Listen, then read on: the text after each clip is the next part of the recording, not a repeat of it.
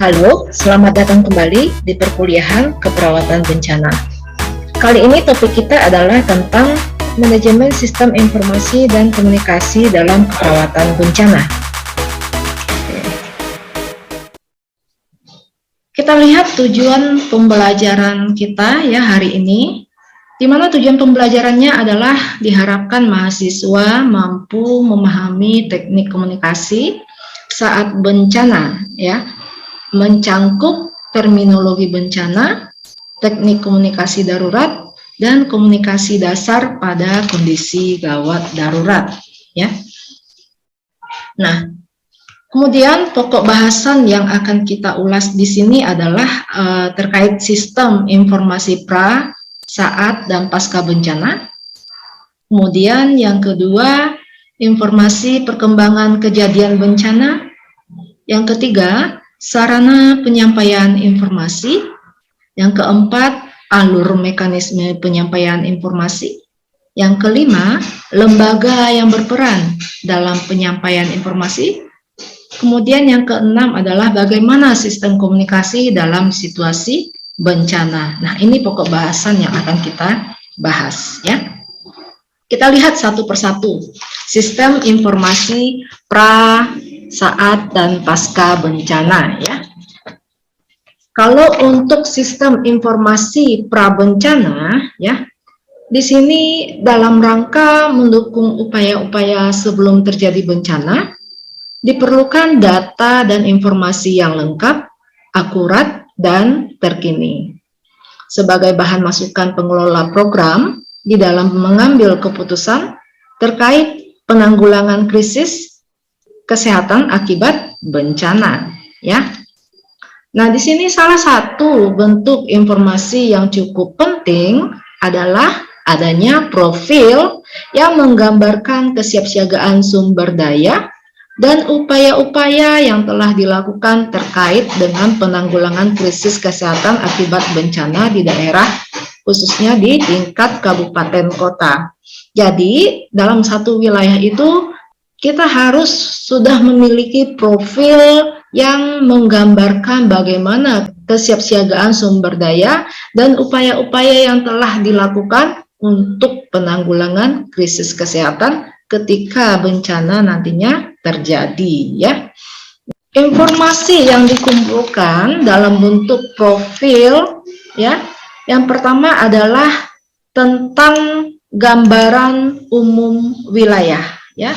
Gambaran umum wilayah ini meliputi letak geografis, kemudian aksesibilitas wilayah, kemudian gambaran wilayah rawan bencana, geometric mapping, data demografi, dan informasi bencana yang pernah terjadi. Nah, itu yang masuk ke dalam gambaran umum wilayah ya. Kemudian yang kedua, informasi apa yang dikumpulkan untuk upaya pencegahan, mitigasi, dan kesiapsiagaan yang pernah dilakukan ya. Jadi di sini kumpulkan wilayah tersebut. Apa-apa saja upaya pencegahan, kemudian mitigasi, kemudian kesiapsiagaan yang sudah disiapkan di wilayah tersebut ya. Kemudian yang ketiga, upaya tanggap darurat dan pemulihan yang pernah dilakukan. Apa bentuk upaya ya, bagaimana proses tanggap darurat dan pemulihan pada korban bencana yang pernah dilakukan di sini, dan siapa yang bertanggung jawab melakukan upaya tindakan ini ya. Itu informasi yang harus dikumpulkan. Kemudian yang terakhir, informasi terkait gambaran pengelola data informasi. Bagaimana pengelolaan datanya? Siapakah yang boleh mengeluarkan data-data tersebut, informasi tersebut ya di wilayah tersebut ya jika terjadi bencana nantinya ya. Next. Nah, ini sumber informasi prabencana yang bisa didapatkan data-data tersebut. Bisa dari Dinas Kesehatan setempat ya. Bisa dari rumah sakit yang ada di wilayah tersebut, ya. Bisa kita dapatkan juga dari instansi terkait seperti BNPB atau BPBD, ya. kemudian mungkin lembaga masyarakat setempat, LSM ya, yang bergerak di bidang kebencanaan ya. Kemudian bisa kita juga dapatkan informasi dari puskesmas. Oke. Oke, next. Nah, kemudian bagaimana sistem informasi saat dan pasca bencana berlangsung? Nah, kita lihat di sini untuk informasi saat dan pasca bencana itu ada 3 item di sini. Yang pertama adalah informasi pada awal kejadian bencana. Kemudian yang kedua, informasi penilaian kebutuhan cepat. Yang ketiga, informasi perkembangan kejadian bencana. Kita lihat satu persatu ya, informasi pada awal kejadian bencana. Di sini sifat informasi pada awal kejadian bencana ini harus disampaikan segera setelah kejadian awal diketahui. Jadi sifatnya urgent, harus segera diinfokan ya, baik itu ke masyarakatnya ataupun ke stakeholder lainnya yang berperan dalam penanggulangan bencana. Kemudian informasi tersebut harus divalidasi dengan menggunakan formulir penyampaian informasi yang formulir ini masuk ke form B1 atau B4 ya. Jadi informasi yang didapatkan harus divalidasi ya, dicari tahu kebenarannya apakah ini valid atau tidak informasi ini ya terkait informasi bencana yang terjadi ya. Jadi kita pakai form B1 atau form B4. Nah, bagaimana bentuk form validasi ini? Nanti kita bisa lihat ya di slide selanjutnya bagaimana bentuk apa saja data-data yang masuk ke dalam formulir ini ya. Kemudian yang ketiga, sumber informasi. Di sini yang menjadi sumber informasi untuk penanganan awal kejadian bencana bisa kita dapatkan dari masyarakat, kemudian pelayanan kesehatan, dinas kesehatan provinsi ataupun kabupaten atau kota ya, dan lintas sektoral. Lintas sektoral ini mungkin bisa kita dapatkan dari stakeholder lainnya yang berperan dalam penanggulangan bencana. Oke. Next ya. Nah, ini dia bentuk form B1 ya untuk validasi informasi awal kejadian bencana. Form pelaporan awal kejadian bencana ya. Di sini ada data terkait apa jenis bencana yang terjadi.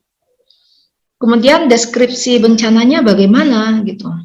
Coba digambarkan bagaimana bencana itu terjadi, dideskripsikan sedikit tentang bencana itu. Kemudian yang selanjutnya terkait lokasi bencana. Nah, di sini di mana ya bencana itu terjadi, mungkin dusunnya apa, atau desa kelurahannya apa, kecamatan apa, kemudian kabupaten kota, provinsi, kemudian letak geografisnya bagaimana. Nah, ini harus diinformasikan ya.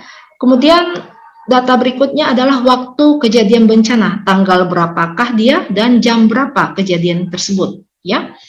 Kemudian adakah jumlah korban meninggal, kalau memang diketahui berapa ya, luka berat berapa, kemudian pengungsinya berapa, kemudian adakah yang hilang ya, korban hilang, kemudian mengalami luka ringan berapa ya, kemudian lokasi pengungsiannya di mana saja ya.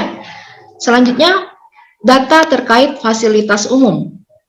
Nah, di sini bagaimana akses lokasi kejadian bencana, apakah dia mudah dijangkau? Kalau memang mudah dijangkau, dia menggunakan apa? Kemudian kalau memang sukar, kenapa sulit dilalui? Ya. Kemudian yang kedua, fasilitas umum yang perlu diinformasikan di sini adalah jalur komunikasi yang masih dapat digunakan bagaimana? Apakah sifatnya masih lancar, bisa dihubungi ya? Kalau memang menggunakan seluler apa ya? Mungkin di sini menggunakan HT, radio dan sebagainya ya, ini diinformasikan di sini. Oke. Kemudian keadaan jaringan listrik ya, apakah dia keadaan jaringannya baik atau mungkin terputus atau belum tersedia sama sekali. Oke, next. Kemudian data terkait sarana kesehatan yang rusak, apakah ada fasilitas kesehatan di sini yang rusak seperti rumah sakit, puskesmas, puskesmas pembantu, gudang farmasi, polindes, ya. Nah, bagaimana kondisinya? Kemudian bagaimana fungsi pelayanannya? Apakah berjalan dengan baik atau tidak? Kemudian sarana terkait sumber air bersih yang digunakan, apakah cukup atau tidak? Ya. Kemudian upaya penanggulangan yang telah dilakukan apa saja? Apakah sudah langsung dilakukan evakuasi? Kemudian apakah sudah dilakukan pencarian, penyelamatan pada korban dan sebagainya. Kemudian bantuan segera yang diperlukan apa saja? Ya, di sini ini sangat perlu kita laporkan ya untuk bantuan yang perlu disalurkan segera ya, supaya ini bisa segera disalurkan dan ini sangat membantu dalam proses penanganan bencana pada korban selanjutnya ya. Nah, kemudian ini ditandatangani ya oleh kepala puskesmas dan namanya sebutkan NIP-nya berapa. Jadi inilah bentuk form B1 untuk awal kejadian bencana. Next, kita masuk ke form B4. Nah, ini bentuk form B4 yaitu form pelaporan kejadian bencana melalui short message service ya. Jadi form B4 ini memang dikhususkan untuk pelaporan kejadian bencana yang dikirim via SMS. Nah, kita validasi datanya apakah ini benar yang divalidasi dengan menggunakan form B4 ini. Nah, ini datanya terkait tanggal, bulan, tahun, kemudian jenis bencananya, lokasi bencana di mana, kemudian waktu kejadian bencananya jam berapa, jumlah penduduk terancam berapa, kemudian adakah jumlah korban yang meninggal, hilang, luka berat, luka ringan, kemudian yang dirawat, baik itu yang di puskesmas rawatannya ataupun yang di rumah sakit, kemudian pengungsinya, dan jumlah pos pelayanan kesehatan. Nah, ini informasi penilaian kebutuhan cepat. Untuk penilaian kebutuhan cepat ini dikumpulkan segera setelah informasi awal kejadian bencana tadi ya diterima oleh tim penilai kebutuhan cepat.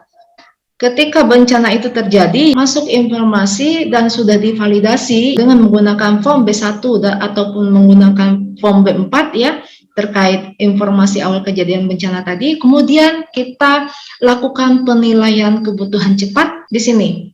Jadi tim yang menerima informasi ini ya, yang melanjutkan informasi awal kejadian bencana tadi itu diterima oleh tim penilaian kebutuhan cepat, kemudian divalidasi lagi dengan menggunakan formulir isian B2. Di sini sumber informasi yang didapatkan bisa saja dari masyarakat. Kemudian informasi terkait penilaian kebutuhan cepat ini bisa juga kita dapatkan dari pelayanan kesehatan, kemudian dari Dinas Kesehatan Provinsi ataupun Kabupaten ataupun Kota, dan lintas sektoral yang ada. Nah, ini bentuk form B2 yang perlu dilakukan validasi terkait laporan awal kejadian bencana dan penilaian kebutuhan cepat. Nah, ini datanya meliputi jenis bencana, deskripsi bencana, lokasi bencananya, kemudian waktu kejadian bencana kapan, kemudian jumlah penduduk yang terancam berapa, ya, kemudian jumlah korbannya, berapa yang meninggal, luka berat, kemudian hilang, luka ringan, ya, pengungsi, kemudian adakah kelompok rentan di sana, di pengungsian, berapa orang, ya, bayi berapa, balita berapa, ibu hamil berapa, ibu menyusui, lansia, ini perlu dilaporkan untuk mengetahui bentuk kebutuhan selanjutnya. Kemudian jumlah korban yang dirujuk ada tidak? Nah, kemudian data terkait sarana kesehatan yang rusak, di sini juga harus dilaporkan ya untuk menilai kebutuhan cepat ya, seperti jumlah dan jenis fasilitas kesehatannya, kemudian sumber air bersih yang digunakan, apakah masih bisa berfungsi di sini, baik itu dari sumber gali ataupun yang lainnya. Kemudian sarana sanitasi dan kesehatan lingkungannya bagaimana? Apakah masih bisa digunakan jamban keluarganya, MCK yang ada, dan lainnya. Kemudian fasilitas umumnya bagaimana? Akses lokasi kejadian bencananya, apakah dia mudah dijangkau atau sukar dijangkau, ya. Kemudian bagaimana jalur komunikasi yang masih dapat digunakan? Keadaan jaringan listrik di daerah bencana, apakah dia masih baik atau sudah terputus, ya, atau malah belum tersedia? Nah, ini perlu dilaporkan untuk menilai kebutuhan cepat, ya. Kemudian data terkait kondisi sanitasi dan kesehatan lingkungan di lokasi penampungan pengungsi. Disampaikan di sini bagaimana jenis fasilitas yang digunakan, seperti jenis tempat penampungan, kemudian bagaimana kondisinya, kapasitas penampungan pengungsi berapa yang memadai untuk ditampung, kemudian kapasitas penyediaan air bersih bagaimana, sarana MCK-nya ada atau tidak, ya, apakah memadai atau tidak, tempat pembuangan sampahnya, sarana spalnya, penerangannya bagaimana. Kemudian data terkait kesiapan logistik, obat dan bahan habis pakai, apakah cukup atau tidak. Kemudian apakah sudah lengkap alat kesehatan yang dibutuhkan. Kemudian bahan sanitasinya, apa saja yang dibutuhkan. Kemudian ketersediaan pangannya bagaimana. Kemudian data terkait sarana pendukung pelayanan kesehatan. Apakah transportasi untuk operasional pelayanan kesehatan tersedia? Kemudian alat komunikasinya bagaimana? Sarana listrik untuk pelayanan kesehatannya bagaimana? Ya. Kemudian upaya penanggulangan yang telah dilakukan seperti apa? Di sini perlu dirincikan juga apa saja bantuan yang diperlukan supaya ini bisa ditindaklanjuti, ya. Dan apa rencana tindak lanjut yang perlu dilakukan selanjutnya, ya.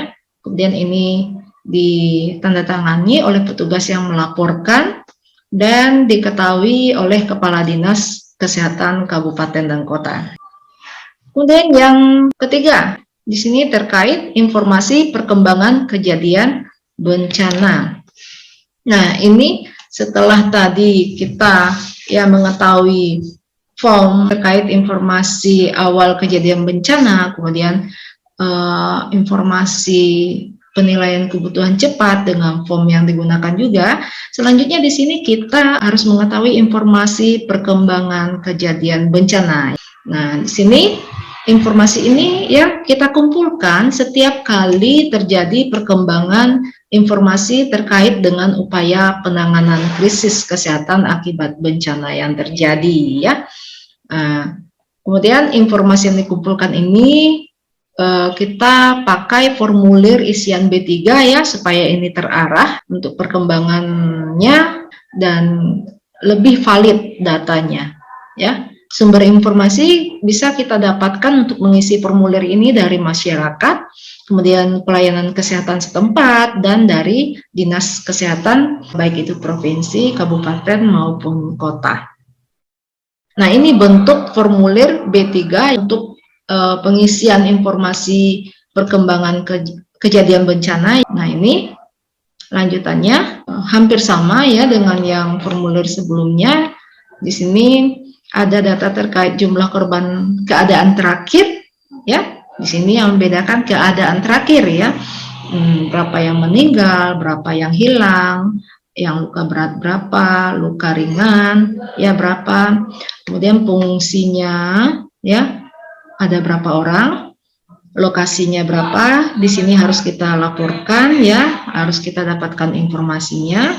Kemudian bagaimana jumlah kelompok rentan di daerah pengungsian tersebut ya, baik itu bayi, balita, ibu hamil, ibu menyusui, lansia. Kemudian jumlah korban yang dirujuk ke puskesmas ataupun rumah sakit ada tidak, ya.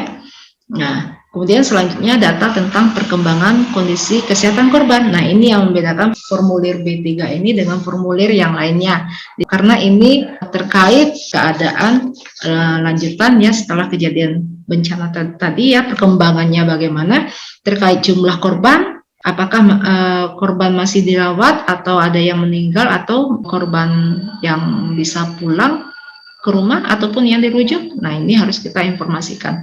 Kemudian data terkait jenis penyakit rawat jalan di fasilitas kesehatannya ya.